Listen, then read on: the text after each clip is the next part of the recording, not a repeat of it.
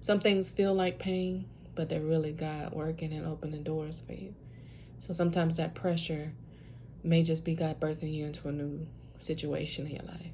And then also speak to the fact that it's not just about reshifting your mind and recognizing where you're headed, but also taking into consideration the previous experience that led you up to that point, right? And what fed into you having that realization. You know, you pursued your degree in psychology, you were already supporting kids and everything like that. So everything that you did was just innate to your nature. Exactly.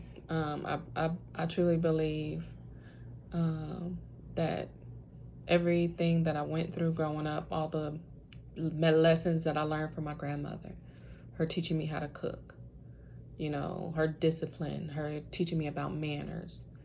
Those are all some of the same things that I use today. You know what I mean? I'm giving them a piece of my history by teaching them, say yes ma'am, no ma'am. Say please and thank you.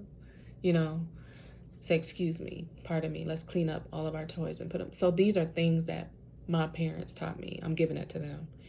All the experiences that I had in college, that was innately in me to go get those. I could have had any job, but why did I get those jobs? You know what I mean? Even my college degree, I used that in their development. I needed that. Everything I needed, God gave me everything that I needed in order to do what I do. He equipped me with the tools that I needed to accomplish His work. Not my work. It's His work. That's wonderful. So, what would you tell anybody that is going through or facing a change right now? Facing a change right now.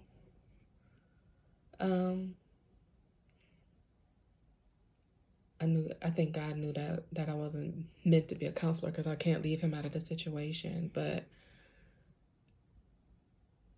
I would tell people to try to live one day at a time. I'm a praying woman. Pray. And try to stay in the moment because that's where God is. He's in the present moment. Regardless of what is going on, whether you're sleeping in a car, there's still joy in those moments. You just have to pay attention enough to find them or be still enough in order to see it.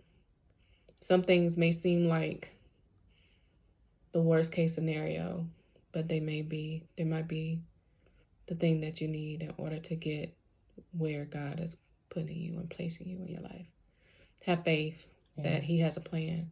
I think faith can come in different forms, and more importantly, faith can be attributed to multiple things, whether it's your previous experiences indirectly, whether it's, you know, your relationship with a higher power, or whether it's the faith that you have within yourself and the fortitude that you're able to tap into in order to face challenges head on and try to tackle them as best as possible. And I think that we're in this place in time that wasn't expected by many people, and there's a lot that's going on. And me personally, I see that people are losing their sanity. Yes. They're losing their joy. Yes. And they're losing sense of purpose, if they've even ever tapped into it. Yeah. Some people are questioning, you know, what's next. And I think the more people need to stop focusing on the materialistic aspects of life and, you know, where's the next vacation going to be when the bans are lifted or whatever. What's really going to make you happy and what's really going to put you on solid ground going forward? Because we don't know how this nation is going to end up. We don't know how this economy is going to be. I mean, they're tossing around trillions of dollars, right? And tossing around a bunch of ideas to try to get these kids back into school. Everything is being tossed around. Yeah. But I think we're definitely living a new normal. It's going to be a new normal for us. You know, there's a lot of new things. And I think the African American community has been hit pretty hard mentally. You know, the number of suicides and stuff has gone up in the Black community. I don't know if you've ever read that, but we're literally don't have those same opportunities. And then you dealing with also the community, dealing with police, or, being afraid of, having fear in areas and places that you shouldn't have fear in as a human being. Because we're all in the same race. We're human. We're in a human race. So faith does, whether you have a higher power or not, you still got to put in the work. You got to do the work. I'm not going to come and just hand you a bunch of money, like, hey, here you go. You got to, you put some effort in, you have that ambition, and you have the drive, then. And make yourself vulnerable to have people, the ones that are rallied around you, utilize them and let your circumstances be known, because you never know who's going to have either a word of encouragement or, some information that you may not be aware of. Exactly. And folks sometimes see stuff within us that we don't see. You mentioned that your friend called out, where you naturally was going, even though you didn't necessarily see those puzzle pieces together, right? Yeah, I didn't see it. But she knew it. And she just had to say, girl, you didn't get paid for what you do anyway. You ain't getting paid for having my kids over to your house and feeding them. And I'm laid off going and picking her kids up. Wow. So you need it. This is nothing that I did alone. I've had a number of business counselors, financial counselors, tax assistants. It's nothing. This is not something that you could ever do alone. And I think for me, the biggest things were the friends and the people that believed in me and believed in what I could do, motivating me and being with me and kind of cheering me on throughout the process. You know what I mean? That was a big support. The free help that you get at the business office, the community college gives free business counseling. All you got to do is take one class. I tell people that all the time. Go get free counseling. Just take that one class about being a business owner, and it's free. Yeah. Free class. And then you can sit down with a business counselor about your business and go over the ideas and make whatever dream, whatever business that you could imagine that you want, you can make it happen. But it's just gaining that knowledge. Some people get it, but they don't utilize it. Talk about overcoming fear.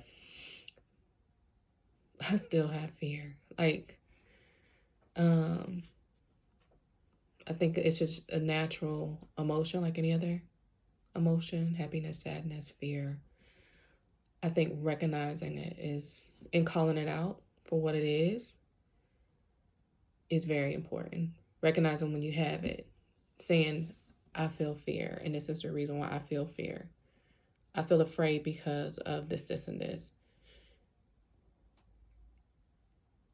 But that's going to turn into a whole counseling session. But I still feel fear to this day. But you're honest with your emotions. But I'm totally honest with my emotions. Yeah. And right now I'm practicing calling out those emotions, saying what they are out loud. I feel this emotion, and this is the reason why I feel it. Okay, I'm going to take breaths and come back into the current moment, because that's not happening right now. You know what I mean? Like trying to self-coaching. Yeah, kind of trying to, and I go to counseling too. But that's how I learned that. Yeah, is to recognize what my emotions are, and calling them out, and not attaching to myself to it, and coming back to the present moment. So I think the main takeaway is being true to your passions, being true to the authenticity of just the conversations that you have internally, as well as the external dialogue, and trying to marry those two together and get over the humps of insecurities or the humps of fear, especially when you're faced with this version of yourself that other people see that you haven't yet realized.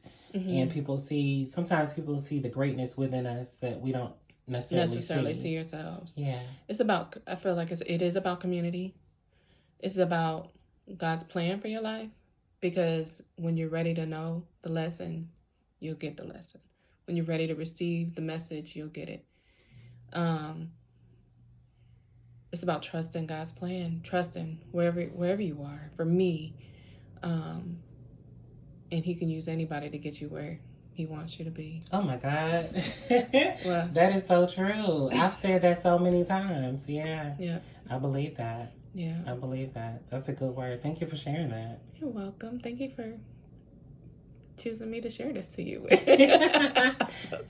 Just want to give somebody an encouraging story, word, inspiration, because people are really suffering right now. I know. Yeah. It's sad. I see it. But God, you know? Yeah. And I don't know what's going to happen tomorrow. I don't know what's going to happen 3 weeks from now. I'm getting ready to graduate 3 children in kindergarten, you know?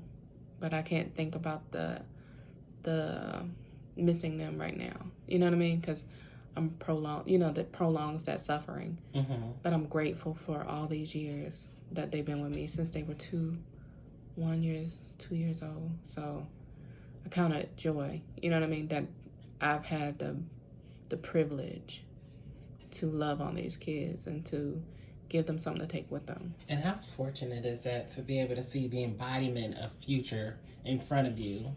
Mm-hmm. You know, in the physical form of a child going to the next level of their education, you know, as they step into the world and become the full-fledged little people that lead up into adults that they're meant to be. And the world that they're getting ready to go into, you know, equipping them for that. Yeah. They're in a whole nother ball game than what we was outside playing. Oh my God, yeah. Playing in the sun all day. We couldn't even come inside until the lights came on. Girl, me and my cousins used to ride bikes all across town, like for miles, you know? Yeah, they don't have that. No care in the world. The biggest fear that I had in my neighborhood was getting chased by a dog. I know, right? Oh my! That was it. That was the biggest fear. Walking home from school, I remember those dogs being chased by dogs. Man. Yeah, that was the biggest fear. We wasn't even afraid of the men at the liquor store.